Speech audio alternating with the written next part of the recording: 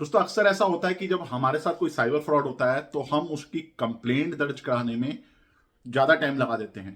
मतलब थोड़ा पहले हम उस ट्रोमा से बाहर आते हैं कि हमारे साथ साइबर फ्रॉड हुआ है, फिर हमें समझ में आने में देर से टाइम लगता है कि हम इसमें क्या एक्शन इनिशिएट करें, किसको कंप्लेन करें। तो उसमें थोड़ा सा टाइम पीरियड जो है निकल जाता है। और साइबर फ्रॉड में हमेशा ऐसा होता है, हमेशा गवर्नमेंट भी ये बताती है कि जितनी आप देरी करेंगे उतना मुश्किल होता है आपके पैसे रिकवर करना। क्योंकि फिर जो है जिसने भी स्कैमर होता है, जो भी फ्रॉड बंदा होता है, वो एक से दूसरे अकाउंट में, दूसरे तीसरे अकाउंट में और क्रिप्टो करेंसी में उसको कन्वर्ट कर लेते हैं। और फिर डिफिकल्ट होता है आपके पैसे जो है वापस आना।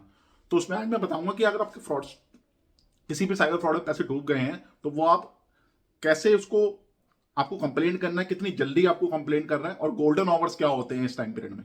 ठीक है, उसी के बारे में हम लोग बात करेंगे। तो शुरू करते हैं वीडियो। मेरा नाम है आशीष, आप देख रहे हो आशीष टॉक। चैनल पर नए हो तो चैनल को सब्सक्राइब कर लेना, क्योंकि यहाँ पर आपको ऐसी हेल्पफुल वीडियोस मिलती रहती हैं।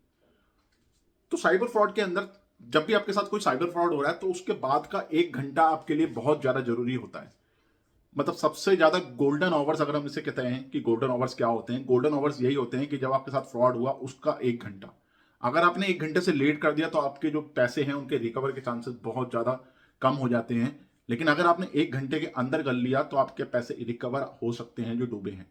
उस पर करना क्या होता है 1 घंटे के अंदर? सबसे पहले तो आपको कंप्लेन करानी है 1930 पे, जो कि साइबर क्राइम डिपार्टमेंट का नंबर है, जहां पे कंप्लेंट आपकी रजिस्टर की जाती है। चाहे तो आप साइट पे जाके करा दो, वरना फोन नंबर के थ्रू कराओ। तो जब आप कंप्लेंट दर्ज कराओगे, आप बताओगे कि मेरा यहाँ से फ्रॉड हुआ, मेरे ऐसे फ्रॉड पैसे अगर लिए गए, मैंने इस अकाउंट से ट्रांसफर करे, और ये आप आईडी में नंबर वगैरह जो भी आपकी पेमेंट आईडी नंबर होगी वो आप दे दोगे। उसके बाद जो साइबर क्राइम का जो डिपार्टमेंट होता है वो सारा कुछ चेक करके, जिस भी बैंक में आपके पैसे ट्रांसफर हुए हैं उस बैंक को नोटिफिकेशन भेजता है कि ऐसे करके ट्रांजेक्शन आई है एक आपके बैंक के अंदर, और जिस अकाउंट से ट्रांजेक्शन आई है वो अकाउंट का जो होल्डर है उसने कंप्लेंट दर्ज कराई है कि ऐसे ऐसे फ्रॉड ट्रांजेक्शन ये हुई है। तो बैंक जो होता है, जो फ्रॉडस्टर का बैंक है, जिस अकाउंट में फ्रॉडस्टर ने पैसे लिए होते हैं, स्कैमर ने पैसे लिए होते हैं, बैंक क्या करता है, उस अमाउंट को फ्रीज कर देता है उसके अकाउंट के अंदर, ताकि वो अमाउंट आगे ट्रांसफर ना हो पाए। और ये प्रोसेस 5 से 10 मिनट के अंदर हो जाता है। आपने जैसे ही कंप्लेंट कराई, गोल्डन आवर्स के अंदर, 1 घंटे के अंदर अंदर साइबर क्राइम वालों ने चेक करा किस बैंक में पैसे ट्रांसफर हुए हैं। उन्होंने उस बैंक को नोटिफिकेशन जारी करी, और 5 से 10 मिनट के प्रोसेस के अंदर, या मैक्सिमम 15 मिनट के अंदर, वो अमाउंट अगर फ्रॉड वाले बंदे स्कैमर के बैंक में होता है तो वो फ्रीज कर दिया जाता है। उस अमाउंट को वो ट्रांसफर नहीं कर सकता आगे, वहीं पर ही रुक जाता है। अगर वो बैंक पाता है कि ये आपके बैंक से ट्रांसफर होकर ये पैसा आया है, तो वो उस अमाउंट को फ्रीज कर देंगे। अब इसमें क्या होगा कि स्कैमर आपके आगे पैसे ट्रांसफर नहीं कर पाएगा, वो पैसे उसी के अकाउंट में अटक गए। अब जब तक मामला सॉल्व होगा, अगर सही पाया गया है कि सच में आपके साथ फ्रॉड हुआ है, तो वो पैसे आपको रिटर्न मिल जाएंगे। लेकिन अगर वो पैसे आगे ट्रांसफर हो जाएंगे, क्योंकि आप जितना लेट कंप्लेन कराओगे, स्कैमर तो क्या, उसे पता है उसने फ्रॉड करा है, तो वो फटाफट एक से दूसरे अकाउंट में ट्रांसफर करते रहते हैं। तो आपने इतना टाइम ही नहीं देना। जहां पे ये आपको रियलाइज हुआ कि अभी मेरे साथ फ्रॉड हुआ है, क्योंकि कुछ बंदों को रियलाइज करने में भी टाइम लग जाता है कि मेरे साथ फ्रॉड हुआ है, वो समझ नहीं पाते इतनी जल्दी।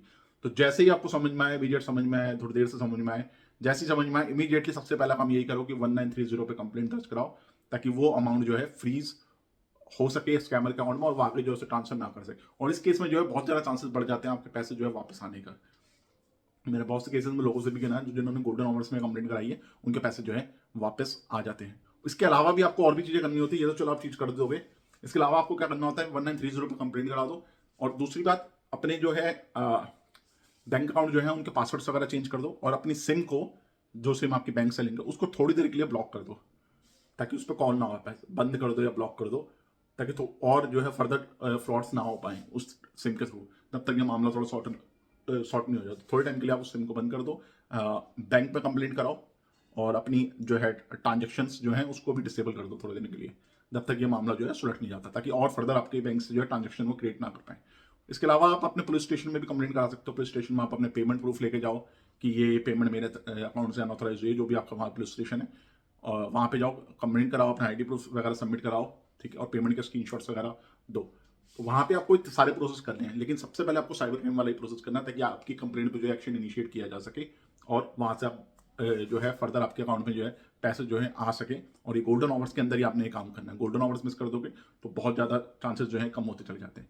इसके अलावा किसी भी जो है कहीं भी अनऑथराइज तरीके से आप अपनी ओटीपी वगैरह मत डालिए। अगर कोई लिंक भेज रहा है कि यहाँ पे अपनी ओटीपी एंटर करनी है, या कोई अपने अपने पेमेंट वॉलेट की ओटीपी वगैरह एंटर करनी है, तो यहाँ पे ऐसा कुछ करने से बचो, ताकि जो है अनऑथराइज एक्सेस ना जा पाए आपकी चीज़ों का। तो ये गोल्डन आवर्स जो होते हैं किसी भी स्कैम के अंदर, ये सिर्फ मैं एक तरीके के स्कैम की बात नहीं कर रहा कि मैं डिजिटल एरेस्ट की बात कर रहा हूँ या मैं किसी और स्कैम की बात कर रहा हूँ, जहां भी आपके अकाउंट से किसी ने अनऑथराइज तरीके से पैसे निकाल लिए हैं, वो एक स्कैम है और उसके 1 घंटे के अंदर आपने रिपोर्ट करना है इस चीज को।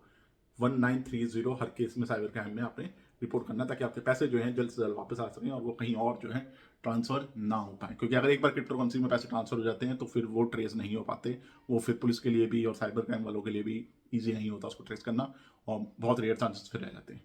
तो ये हमारी आज की वीडियो का टॉपिक था, इसमें मैंने आपको बताया है कि अगर आपके साथ फ्रॉड में पैसे डूब भी गए हैं तो आपको कैसे रिकवर कर सकते हो, क्या गोल्डन आवर्स होते हैं और किस तरीके से आपने जो है कंप्लेन करनी है। तो उम्मीद है आपको वीडियो अच्छी लगी। वीडियो को लाइक एंड शेयर करें ज़्यादा से ज़्यादा, ताकि ज़्यादा लोग तक वीडियो पहुंच पाएं और किसी के साथ अगर फ्रॉड हो रहा है तो वो अपने पैसों को जो है रिकवर कर पाए। तो मिलते हैं नेक्स्ट वीडियो में एक और नए टॉपिक के साथ।